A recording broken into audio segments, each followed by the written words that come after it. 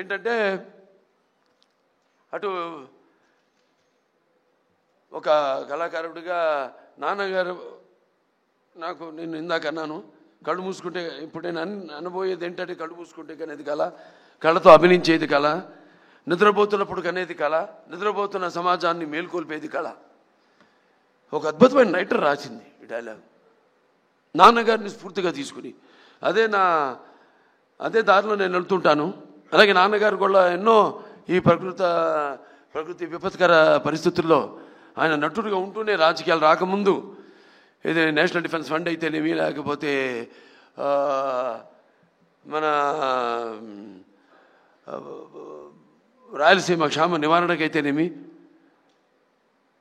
ఉప్పెన్నెలకైతేనేమి, వీటిలన్నిటి కూడా ఆయన ప్రజల్లోకి వెళ్ళి ఒక ప్రాంత ప్రజల్ని, అన్ని ప్రాంతాల ప్రజల్ని ఏ ప్రాంతమైనతో దెబ్బతిందో అలా అందరినీ సంఘటితపరిచి అందరూ ఒకళ్ళ వాళ్ళ రాష్ట్రాలు వేరైనా వాళ్ళ ఆంధ్ర రాష్ట్ర తెలంగాణలు నాన్నగారి సినిమాలో గుర్తొస్తుంది. ఏదైనా ఆయన ఒక ఆలోచన, దూరపు ఆలోచనతో పెట్టేవారు. ఉన్న ఒక సందేశం, ప్రాంతాలు వేరైనా మన అంతరంగాలు ఒకటేనన్నా, ధ్యాసలు వేరుగా ఉన్నా మన భాష తెలుగు భాష అన్నా అని. సో అలా ఇవాళ ఏదైనా అటు ఆంధ్ర రాష్ట్రమైనా సరే, ఇవాళ ఇక్కడ తెలంగాణ రాష్ట్రమైనా సరే, ఎప్పుడు ఎక్కడ ఎటువంటి విపత్కర పరిస్థితులు ఉన్నా వచ్చినా రాకూడదని కోరుకుంటాను. కానీ అతివృష్టి అనావృష్టి నడుస్తున్న కాలం ఇది. క్యాన్సర్ ఒక చైర్మన్గా చెప్పగలుగుతున్నాను, ఇది నిర్ధారణతో చెప్పగలుగుతున్నాను. అంటే మనం తినే ఆహారం అయితేనేమి, లేకపోతే మన జీవన శైలి అయితేనేమి, వీటిలన్నింటి మీద ఆధారపడి ఉంటుంది. సో ఇది మనమే కొని తెచ్చుకుంటున్నామా అన్న అనుమానం నాకు ఎప్పుడు వస్తుంటుంది. ప్రకృతి కూడా కాలుష్యం పెరిగినప్పుడు అది ఊరుకోదు. అలా ఆధ్యాత్మికంగా నేను ఎన్నో అనిపించిన వాడిని, జీవితంలో ఎన్నో చూసిన వాడిని, ఇంకా ఆధ్యాత్మికంగా కూడా జరగబోయేది కూడా నేను గ్రహించగలిగేవాడిని. సో ఇవాళ నేను క్యాన్సర్ హాస్పిటల్ చైర్మన్గా ఉన్నా, ఇవాళ ఎవరైనా సరే 15 సంవత్సరాలుగా నాకు ముందు ఎంతోమంది చైర్మన్లు ఉన్నారు, అలాగే ఎంతోమంది బోర్డు మెంబర్సు, ముఖ్యంగా కోడెల శివప్రసాద్ గారు అయితేనేమి, అటు కాకర్ల సుబ్బారావు గారు అయితేనేమి, అందరూ నాకంటే ముందు చైర్మన్స్ అయితేనేమి, ఇప్పుడున్న బోర్డు మెంబర్స్ అయితేనేమి, ఇప్పుడున్న ప్రస్తుత బోర్డు మెంబర్స్ అయితేనేమి, నా డాక్టర్లు అయితేనేమి, నా సిబ్బంది అయితేనేమి, వాళ్ళందరి ఏదైనా 2 చేతులు కలముందే శబ్దం రాదు. అలా ఇవాళ వాళ్ళందరి సహాయ సహకారాలతో ఇవాళ నేను ఈ ఆసుపత్రిని కూడా నడపగలుగుతున్నాను. నా హిందూపురం నియోజకవర్గ ప్రజలకి నేను సదా రుణపడి ఉంటాను. రుణం అంటే ఇది తీరని రుణం. నేను ఎప్పుడు ఉంటాను, భావస్తురాణి జన్మాంతర సౌరదాణి అని. అంటే ఈ జన్మలో, పోయిన జన్మలో ఏదో ఒకళ్ళిద్దరిని మన పరిచయాలతో, ఆ వాసనతో ఈ జన్మలో పొందగలుగుతాం.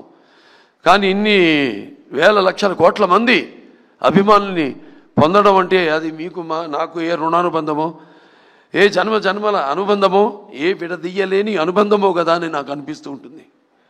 సో సదా అందరికీ నేను రుణపడి ఉన్నాను. ప్రతి ఒక్క, ముఖ్యంగా సినిమా పరిశ్రమ వచ్చేసరికి కళమ్మ తల్లికి. ఎందుకంటే సినిమా అనేది ఇందాక చెప్పాను, కళ్ళు మూసుకుంటే కళ ఇదని. అంటే ఎటువంటి బలమైన మాధ్యమం సినిమా అన్నది. నా సినిమాలు ముఖ్యంగా నేను ఎప్పుడు గర్వపడుతుంటాను. నా దర్శకులంతా కూడా నన్ను దృష్టిలో పెట్టుకునే వాళ్ళు ఇక్కడ ఉన్నారు. బోయపాటి శ్రీను గారు ఉన్నారు, లేకపోతే మల్లేని గోపిచంద్ గారు ఉన్నారు, అలాగే మా సురేష్ బాబు గారు ఉన్నారు ఇక్కడ. అందరూ, మన నందమూరి తమను, వీళ్ళందరూ కూడా. అంటే మనం ఇచ్చే, ఇప్పుడు మా క్యాన్సర్ హాస్పిటల్ అంటే మాకు సైక్లోట్రాన్ అనే ఒక ఎక్విప్మెంట్ ఉంది. అది అంటే ఈ రా మెటీరియల్ FDG అంటాం, రేడియేషన్కి మేమే తయారు చేసుకుంటాం. అది బయట హాస్పిటల్స్ కూడా అమ్ముతాం, మేము బయట రాష్ట్రాల హాస్పిటల్స్ కూడా అమ్ముతాం. అటువంటి ఒక రా మెటీరియల్ నేను ఇండస్ట్రీలో, దాని వెనకాల ఎంతోమంది ఉన్నారు. ఇటువంటి దర్శకులు అయితేనేమి, మ్యూజిక్ డైరెక్టర్స్ అయితేనేమి, లేకపోతే నా నిర్మాతలు అయితేనేమి, అలాగే నా ఇక్కడ ఛాంబర్ అయితేనేమి, ఇక్కడ మూవీ ఆర్టిస్ట్ అసోసియేషన్ అయితేనేమి, ఫెడరేషన్ అయితేనేమి, కౌన్సిల్ అయితేనేమి, ఎంతమంది వాళ్ళ సహకారాలతోనే ఇవాళ నేను ఈ స్థాయికి చేరుకోగలిగానని నేను అనుకుంటూ, అలాగే ఆంధ్ర రాష్ట్రాల్లో కూడా ఇక్కడ మంత్రివర్యులు ఆంధ్ర రాష్ట్రం నుంచి ఉన్నారు కాబట్టి ఐటీ అండ్ విద్యాశాఖ మంత్రి శ్రీ నారా లోకేష్ గారు ఆంధ్ర రాష్ట్రాల్లో కూడా ఫిల్మ్ ఇండస్ట్రీని డెవలప్ చేయవలసిన అవసరం ఉంది. ఎందుకంటే ఒక లాభం వస్తుంది, ఒకటి నష్టం వస్తుందని కాదు. కాకపోతే సహజమైన సౌందర్యాలు ఆ భగవంతుడు ప్రసాదించాడు. ఇవాళ మేము విదేశాలు కూడా వెళ్ళి షూటింగ్ చేస్తున్నాం. అలాగే మన తెలంగాణ రాష్ట్రంలో అద్భుతమైన లొకేషన్స్ ఉన్నాయి, అలాగే మన ఆంధ్ర రాష్ట్రంలో కూడా అద్భుతమైన లొకేషన్స్ ఉన్నాయి. ఆ రకంగా నేను చెప్పేది. అలాగే ఇక్కడ నేను ఉద్యోగ కల్పన కూడా కల్పించవలసిన అవసరం ఉంది. అలా నా దృష్టితో తప్పితే కళకు ఎప్పుడు అంటున్నాను, కళకి ఎప్పుడు ఒక భాషా భేదం కానీ, లేకపోతే కళకెప్పుడు ఒక ఆడమగ తేడా కానీ, పండిత పామరాది పట్టుబిడుపులు కానీ, ధనిక దారిద్ర్య తారతమ్యాలు కానీ ఉండవు. సినిమానే. ఇవాళ తెలుగు సినిమా ఇవాళ పాన్ ఇండియా స్థాయికి, ఇవాళ ఆస్కర్లు పొందే స్థాయికి ఎదిగిందంటే ఇవాళ మన సత్తా ఏంటో ఇవాళ మన సినిమా రంగం ద్వారా మనం చూపించుకోగలుగుతున్నాం. మన తెలుగు వాళ్ళంతా మనమంతా కొంచెం కూడా గర్వించదగ్గ విషయం. సో ఇవాళ మన వాళ్ళు ఉన్నారు. నేను మాట్లాడింది వారికి అంటే తెలుగులో మాట్లాడా కాబట్టి, ఎందుకంటే Telugu is called the Italian of the east. It is so like poetry. It is there's like that, so sweet. And so respected Santosh Shukla, today as I stand here receiving these passages recognition from the World Book of Records UK, I am filled with deep humility to be included in the golden edition for recognition of 50 years as a hero in Indian cinema. This recognition is not merely a personal milestone, it is a journey I have been privileged to share with all of you. As I travel back in time, like in Aditya 369, I have done a scientific, this is the first SF film in India, scientific fiction film.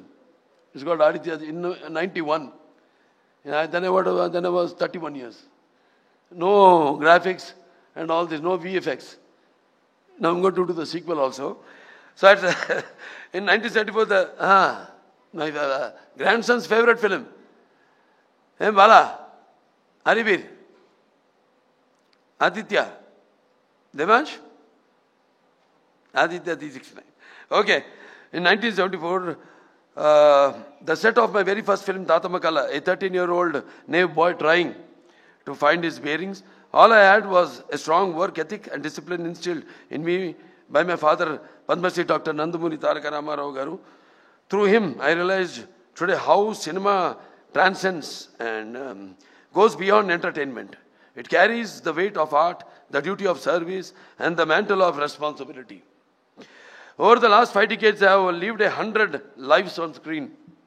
I have been a saint, a king, a warrior, a common man, a dreamer, and a fighter. I have been privileged to act in 110 films across a wide spectrum of genres.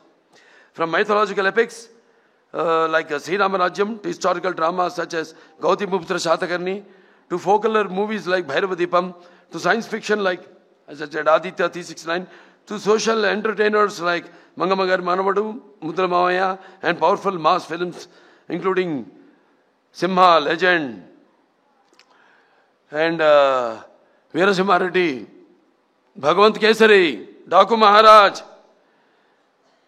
With every role came responsibility, and with every film, a new chapter in my journey of growth. This recognition today is not about numbers, whether it is 50 years or 110 films. It's about the bond built with millions of people over time. It is about carrying forward the rich heritage of Telugu cinema. It's about contributing to Indian cinema as a whole, inspired by the love of fine arts, inspired by the love for fine arts, language and culture that I inherited from my father. have always sought to make cinema not only a celebration of tradition but also a channel for spreading social messages. The recognition I received through cinema has given me the strength to serve beyond the arc lights. It extended my opportunity to serve as a 3-time MLA of the Hindupur constituency of the state of Andhra Pradesh. As chairman of Basavatarakam Indo-American Cancer Hospital and Research Institute, I have been blessed with the opportunity to carry my journey from real life to real life, where each efforts